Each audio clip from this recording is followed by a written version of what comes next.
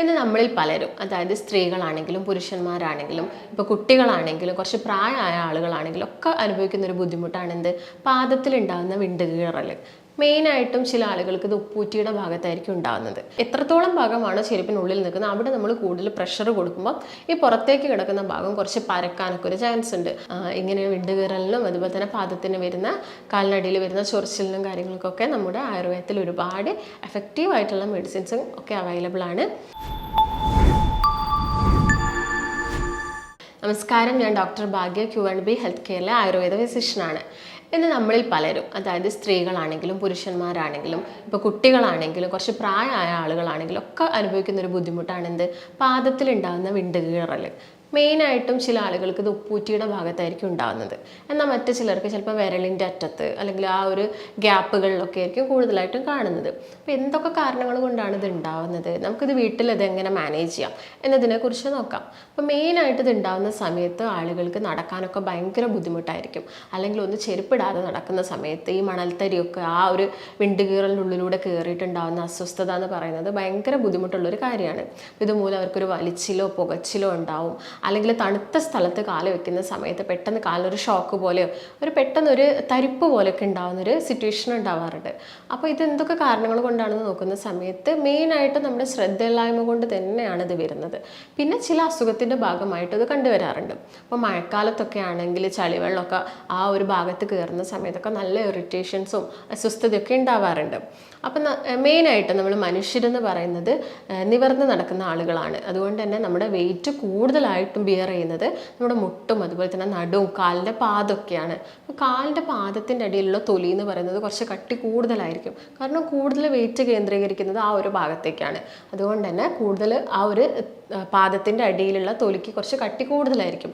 അല്ലാത്ത കേസുകളിൽ നമ്മൾ കാണാറുണ്ട് പാദത്തിൻ്റെ അടിയിൽ ആ ഒരു തൊലിക്ക് കുറച്ചധികം കട്ടി അല്ലെങ്കിൽ ചെറിയൊരു നിറവ്യത്യാസത്തിലൊക്കെ കണ്ടുവരുന്നത്. അതിനെ നമ്മൾ കാലസ് എന്നാണ് പറയുന്നത്. കാലസ് ഫോർമേഷൻ, അതായത് വെയിറ്റ് കൂടുന്നതിനനുസരിച്ചും ഈ ഒരു പ്രശ്നം ആളുകളിൽ കണ്ടുവരാറുണ്ട്. തൊലിക്കടിയിൽ നമ്മുടെ പാദത്തിൻ്റെ തൊലിയുടെ ആ ഒരു അടിഭാഗത്തായിട്ട് ഒരു ചെറിയൊരു ലൈറ്റ്, ഒരു മഞ്ഞ നിറം പോലെയൊക്കെ അല്ലെങ്കിൽ എന്തെങ്കിലും ഒരു കളർ വ്യത്യാസത്തിൽ കാണും. ഇതിൻ്റെ ഒരു കാരണം നമ്മുടെ വെയിറ്റ് ആ ഒരു ഏരിയയിൽ ബാലൻസ് ചെയ്യാൻ വേണ്ടിയിട്ടാണ് ഇങ്ങനൊരു കാലസ് ഫോർമേഷൻ നടക്കുന്നത്. അപ്പോൾ അവിടെയുള്ള തൊലിക്ക് കട്ടി കൂടും. പിന്നെ കുറേ സമയം നമ്മൾ നടക്കുന്ന സമയത്ത് അല്ലെങ്കിൽ വെയിറ്റ് നമ്മുടെ ശരീരഭാരം കൂടുന്ന സമയത്തൊക്കെ അത് പൊട്ടാനുള്ളൊരു ചാൻസ് ഉണ്ടാകുന്നുണ്ട്. അപ്പം ഒരു എക്സ്റ്റേണലി പുറത്താണ് ഇങ്ങനെ പൊട്ടുന്നതെങ്കിൽ നമുക്ക് വലിയ വേദനയോ കാര്യങ്ങളോ ഒന്നും ഉണ്ടാകുന്നില്ല. പക്ഷേ ഇത് പൊട്ടിയിട്ട് വിണ്ട് കീറൽ പോലെയായിട്ട് കുറച്ച് ഉള്ളോട്ടൊക്കെ പോകുന്ന സമയത്താണ് ഈ വേദന കൂടുന്നത്. അതിനുള്ളൊരു കാരണം പുറത്ത് നെർവ്സ് അഥവാ നാഡികൾ വളരെ കുറവാണ്.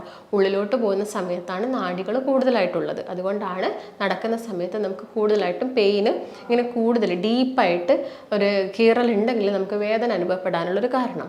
ഇങ്ങനെയുള്ള ആളുകളിൽ ചിലപ്പം ഫംഗൽ ഇൻഫെക്ഷനോ ബാക്ടീരിയൽ ഇൻഫെക്ഷനോ ഒക്കെ ഉണ്ടാകാനുള്ളൊരു ചാൻസും കൂടി കൂടുതലാണ്.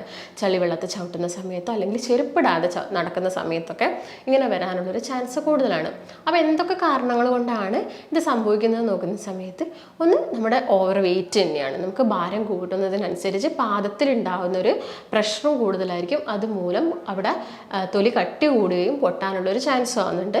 അതുപോലെ തന്നെ കുറേ സമയം നിന്ന് ജോലി ചെയ്യുന്ന ആളുകൾ, അതായത് പോലീസേഴ്സ്, സെക്യൂരിറ്റീസ്, നേഴ്സസ്, ഇങ്ങനെയുള്ള ആളുകളിലൊക്കെ കാലിൻ്റെ അടിയിലൊക്കെ ചിലപ്പോൾ ഇങ്ങനെ ഒരു പൊട്ടലും കീറലും, അതുപോലെ തന്നെ ചിലപ്പോൾ സ്ത്രീകൾ വീട്ടിൽ എപ്പോഴും നിന്ന് ജോലി ചെയ്യുന്ന സ്ത്രീകളിലൊക്കെ ഇത് കണ്ടുവരാറുണ്ട്.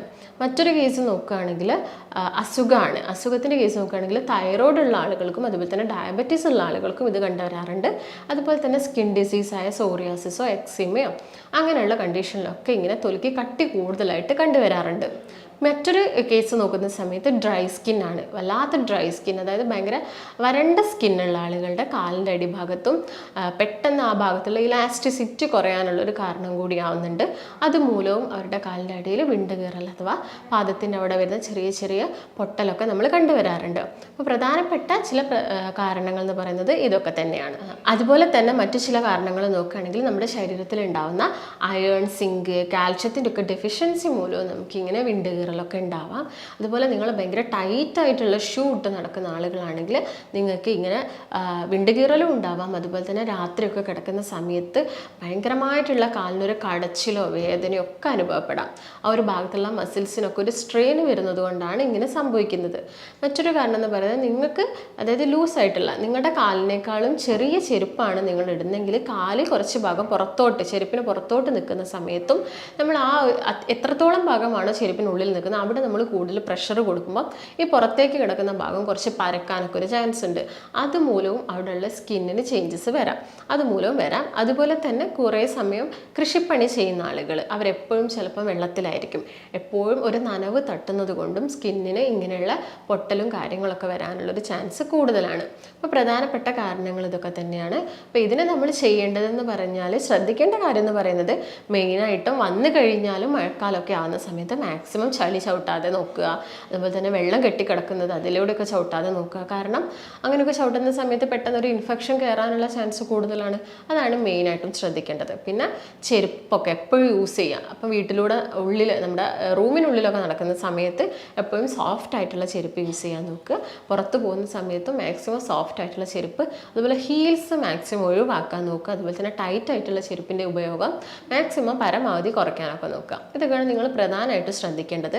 പിന്നെ ആ ഒരു ഭാഗത്ത് ഇപ്പം ഉപ്പൂറ്റിയുടെ ഭാഗത്തൊക്കെയാണ് വിണ്ടുകീറൽ സ്റ്റാർട്ട് ചെയ്തതെങ്കിൽ അവിടെ നമ്മളൊരു മോയ്സ്ചറൈസർ എന്തെങ്കിലും ഒരു മോയ്സ്ചറൈസറാണ് അപ്ലൈ ചെയ്യേണ്ടത്. ഇതിപ്പോൾ നമ്മുടെ വീട്ടിലൊക്കെ കിട്ടുന്ന വെളിച്ചെണ്ണയോ ഉരുക്ക് വെളിച്ചെണ്ണയോ അല്ലെങ്കിൽ വാസ്ലിനോ അല്ലെങ്കിൽ അലോവേറോ ജെല്ലോ ഒക്കെ നന്നായിട്ട് അപ്ലൈ ചെയ്ത് കൊടുക്കുക.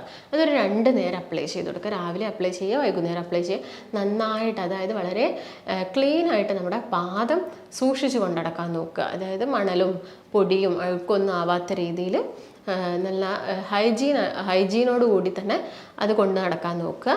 അതുപോലെ തന്നെ ശ്രദ്ധിക്കേണ്ടത് നമുക്കൊരു സ്ക്രബൊക്കെ യൂസ് ചെയ്യാം. ഇങ്ങനെ വല്ലാതെ വിണ്ടുകീറലൊക്കെ വന്ന ആളുകൾക്ക് ഒരു സ്ക്രബൊക്കെ വീട്ടിൽ യൂസ് ചെയ്യാം. അതായത് ഓട്സിൻ്റെ പൗഡറും ഉപ്പും ഒക്കെ മിക്സ് ചെയ്തിട്ട് നമുക്ക് നന്നായിട്ട് അവിടുന്ന് സ്ക്രബ് ചെയ്ത് കൊടുക്കാം. അല്ലെങ്കിൽ രാത്രി ഉറങ്ങുന്ന സമയത്ത് കാല് നന്നായിട്ട് ക്ലീൻ ചെയ്തിട്ട് ഒരു സോഫ്റ്റ് ആയിട്ടുള്ളൊരു കല്ല് ഉപയോഗിക്കുക. അതിൻ്റെ മുകളിൽ ഈ കീറൽ വന്ന ഭാഗത്ത് ചെറിയ രീതിയിൽ അധികം ഓവർ പ്രഷർ ചെയ്യേണ്ട, അത്യാവശ്യം നല്ലൊരു പ്രഷർ കൊടുത്ത് നന്നായിട്ട് ചെറിയൊരു രീതിയിൽ ഇങ്ങനെ റബ്ബ് ചെയ്യുക. അങ്ങനെ റബ്ബ് ചെയ്യുന്ന സമയത്ത് അവിടെ കിടക്കുന്ന കോശങ്ങളൊക്കെ അതായത് ചത്തെടുക്കുന്ന ഡെഡ് സെൽസുകളൊക്കെ റിമൂവ് ചെയ്യും. എന്നിട്ട് ആ ഭാഗത്ത് നന്നായിട്ട് അലോവേര ജെല്ലോ അല്ലെങ്കിൽ വാസ്ലിനോ ഒക്കെ അപ്ലൈ ചെയ്തിട്ട് ഷൂ ഒക്കെ ഇട്ടിട്ട് കിടന്നുറങ്ങുന്നതായിരിക്കും കുറച്ചും കൂടി നല്ലത്. സോക്സ് ഒക്കെ ഉപയോഗിച്ചിട്ട് രാത്രി കിടന്നുറങ്ങാൻ നോക്കുക. അപ്പോൾ പുറത്ത് പോകുന്ന സമയത്താണെങ്കിൽ ലൂസായിട്ടുള്ള അധികം കുടുങ്ങി നിൽക്കുന്ന ഷൂ ഒക്കെ ഒഴിവാക്കിയിട്ട് നടക്കുന്നതായിരിക്കും ഏറ്റവും നല്ലത്. അപ്പോൾ മെയിനായിട്ട് നിങ്ങൾ ശ്രദ്ധിക്കേണ്ടത് ഇത്രയും കാര്യങ്ങൾ തന്നെയാണ്. അപ്പോൾ നിങ്ങൾക്ക് എന്തെങ്കിലും സംശയങ്ങളോ കാര്യങ്ങളോ ഒക്കെ ഉണ്ടെങ്കിൽ താഴെ കാണുന്ന നമ്പറുമായിട്ട് ബന്ധപ്പെടുക. ഇങ്ങനെ വിണ്ടുകീറലിനും അതുപോലെ തന്നെ പാദത്തിന് വരുന്ന കാലിനടിയിൽ വരുന്ന ചൊറിച്ചിലിനും കാര്യങ്ങൾക്കൊക്കെ നമ്മുടെ ആയുർവേദത്തിൽ ഒരുപാട് എഫക്റ്റീവായിട്ടുള്ള മെഡിസിൻസും ഒക്കെ അവൈലബിൾ ആണ്. അപ്പം നിങ്ങൾക്ക് എന്തെങ്കിലും സംശയം ഉണ്ടെങ്കിൽ നമ്മളുമായിട്ട് ബന്ധപ്പെടുക. നമുക്ക് മറ്റൊരു നല്ല ഹെൽത്ത് ടോപ്പിക്കുമായിട്ട് വീണ്ടും കാണാം. നന്ദി.